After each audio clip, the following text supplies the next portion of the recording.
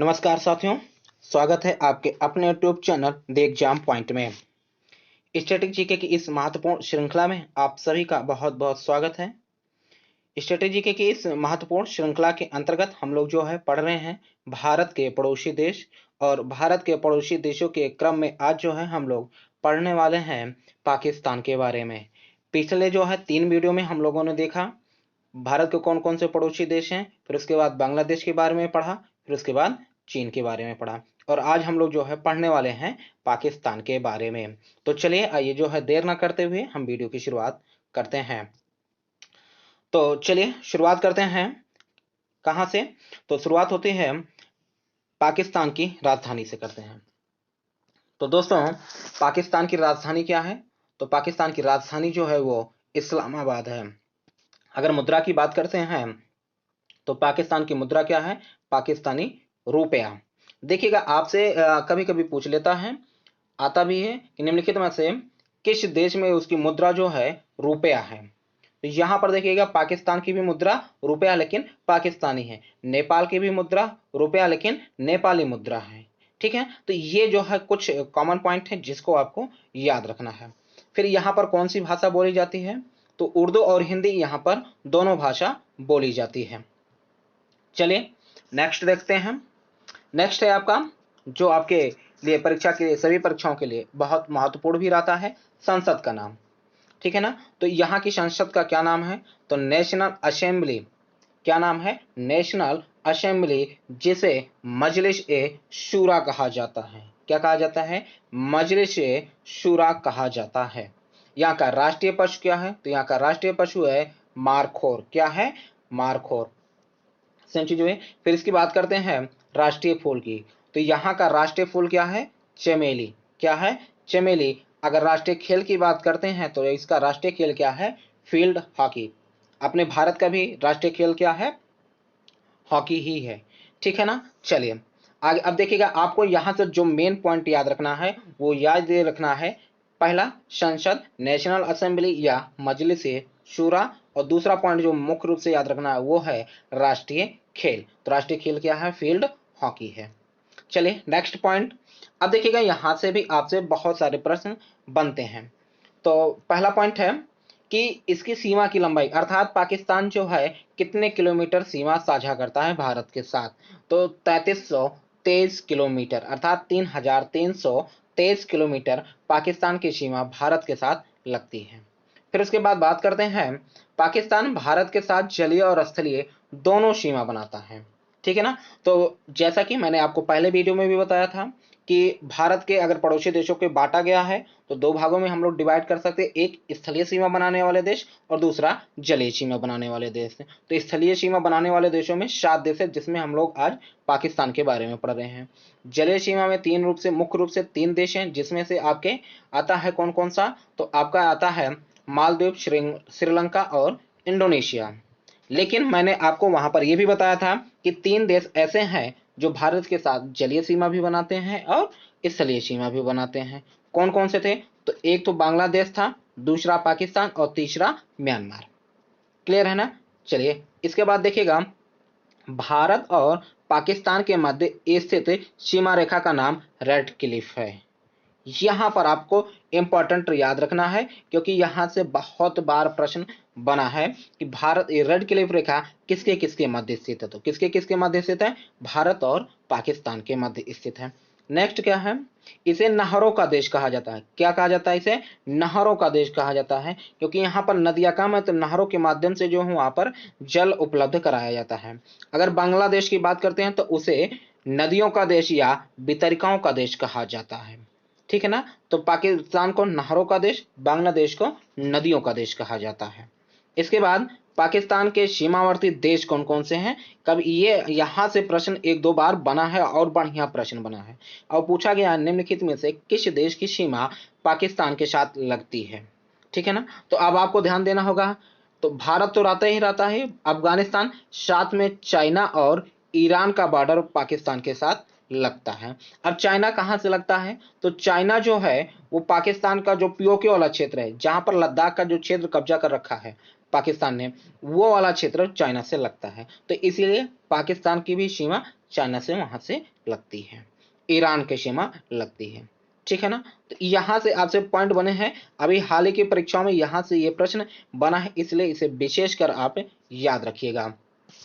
Last में एक जो है सेपरेट वीडियो, जब हम लोग सभी पड़ोसी देश पढ़ लेंगे तो पड़ोसी देशों से जितने भी प्रश्न अभी तक बने हैं सभी पर आधारित जो भी प्रश्न पूछे गए हैं, जिस परीक्षा के में प्रश्न पूछे गए हैं सभी को करने वाले हैं। तो पहले हम लोग वीडियो को खत्म करेंगे, फिर उसके बाद जो है आगे चलकर उसको हम लोग करेंगे। फिर अगला देखिएगा क्या पॉइंट है आपका। अगला पॉइंट है एलओसी। एलओसी पाकिस्तान और भारत के मध्य स्थित है। मैंने आपको जो है पिछले वीडियो में बताया, चीन वाले वीडियो में, एक है एलएसी है और आपका एक एलओसी है। एलएसी भारत और चाइना के मध्य स्थित है, जिसे लाइन ऑफ एक्चुअल कंट्रोल कहा जाता है, और एलओसी भारत और पाकिस्तान के मध्य स्थित है, जिसे लाइन ऑफ कंट्रोल कहा जाता है। क्लियर है ना। तो एलओसी किसके किसके मध्य स्थित है, भारत और पाकिस्तान के मध्य स्थित है। अगला पॉइंट क्या है, पाकिस्तान की सबसे लंबी नदी कौन सी है, सिंधु नदी है। कौन सी है, सिंधु नदी है। पाकिस्तान का सबसे बड़ा बंदरगाह कराची बंदरगाह है, तो पाकिस्तान का सबसे बड़ा जो बंदरगाह है वो कौन सा है, कराची बंदरगाह है। अब आपसे एक महत्वपूर्ण पॉइंट यहां से ये पूछा जाता है कि निम्नलिखित में से कौन सी नदी पाकिस्तान के साथ प्राकृतिक सीमा बनाती है। तो आपको याद रखना है कि जो झेलम नदी है ये भारत और पाकिस्तान के मध्य प्राकृतिक सीमा बनाती है। आपसे पूछा जा सकता है रावी नदी है कि सिंध नदी है कि झेलम नदी है कि जो है आपका सतलज नदी है। तो आपको यहां पर याद रखना है कि जो झेलम नदी है ये भारत और पाकिस्तान के मध्य क्या बनाती है, सीमा बनाती है, दोनों लोगों को झेल रही है, ठीक है ना। हाँ, तो इस तरीके से इसको आप याद कर सकते हैं। इसके बाद अगला देखिएगा, पाकिस्तान का स्वर्ग कहा जाता है। तो स्वात घाटी पाकिस्तान का एक जो है स्वात घाटी है, उसे पाकिस्तान का स्वर्ग कहा जाता है। इसके बाद नेक्स्ट पॉइंट बात कर लेते हैं हम लोग, एशिया का सबसे गर्म स्थान जो स्थित है पाकिस्तान में और कहाँ है, कौन सा है उसका नाम, तो जैकोबाबाद वहां का स्थान है जो एशिया का सबसे गर्म स्थान रहता है वर्ष में। आगे बढ़ते हैं हम लोग, तो यहां से भी काफी बार प्रश्न पूछा जाता है और याद करने वाला भी रहता है प्रश्न। सिंधु नदी जल विवाद, क्योंकि सिंधु नदी का बहाव 3 देशों से है। एक तो तिब्बत से निकलती है, भारत को जो है क्रॉस करते हुए फिर पाकिस्तान में चली जाती है, तो इससे संबंधित इसकी सहायक नदियों और सिंधु से संबंधित जो है अक्सर भारत और पाकिस्तान के मध्य विवाद होता रहता था।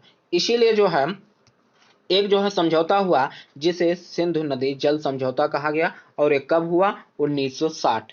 और इसके अंतर्गत क्या किया गया कि सिंध, झेलम और चिनाब का जो जल है उस जल का प्रयोग 80% प्रयोग पाकिस्तान करेगा और 20% प्रयोग भारत करेगा।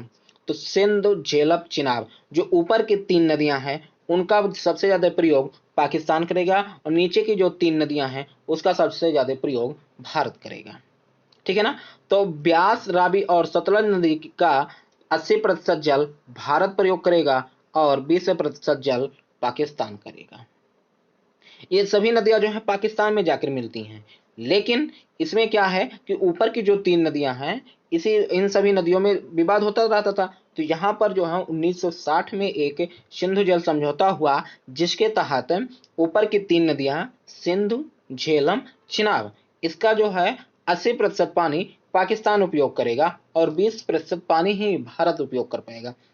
वहीं नीचे की जो 3 नदियां हैं ब्यास, रावी और सतलुज, इसका जो 80% हिस्सा भारत प्रयोग करेगा और 20% हिस्सा पाकिस्तान प्रयोग करेगा।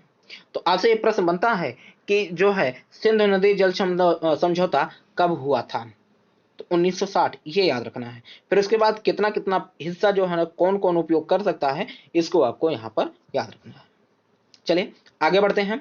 अब बात करते हैं हम लोग पाकिस्तान के साथ सीमा बनाने वाले भारतीय राज्य और केंद्र शासित प्रदेश कौन कौन से हैं। तो देखिएगा यहाँ पर 2 केंद्र शासित प्रदेश और 3 राज्य पाकिस्तान के साथ सीमा बनाते हैं।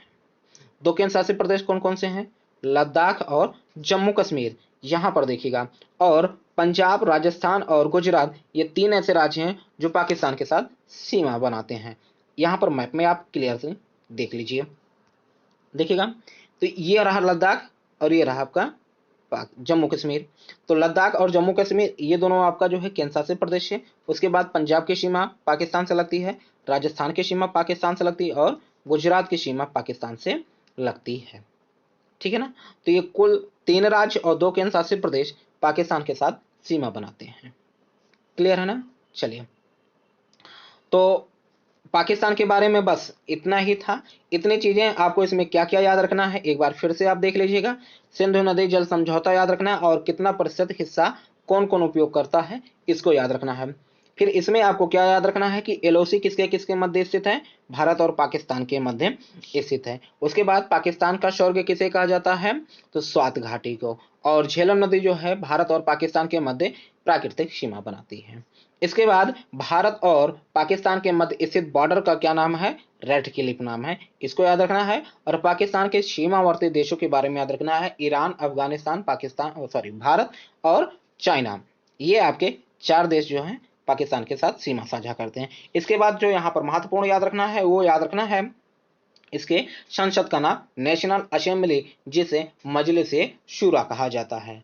और लास्ट में इसकी मुद्रा याद रखना है। बस इतनी चीजें आपको विशेषता फोकस करके हर हाल में याद रखना है। बाकी अन्य चीजें भी आप जाने रहिए, आपकी परीक्षा में ये आपके लिए हेल्पफुल होगा। तो इस वीडियो में बस इतना ही रखते हैं। आपको ये वीडियो कैसा लगा हमें कमेंट करके जरूर बताइएगा। और वीडियो पसंद आया तो वीडियो को ज़्यादा से ज़्यादा शेयर कीजिएगा, लाइक कीजिएगा। और चैनल को अभी तक सब्सक्राइब नहीं किए हैं तो चैनल को भी सब्सक्राइब कर लीजिएगा। तो चलिए फिर मिलते हैं ऐसे और बेहतरीन वीडियो के साथ। तब तक के लिए जय हिंद।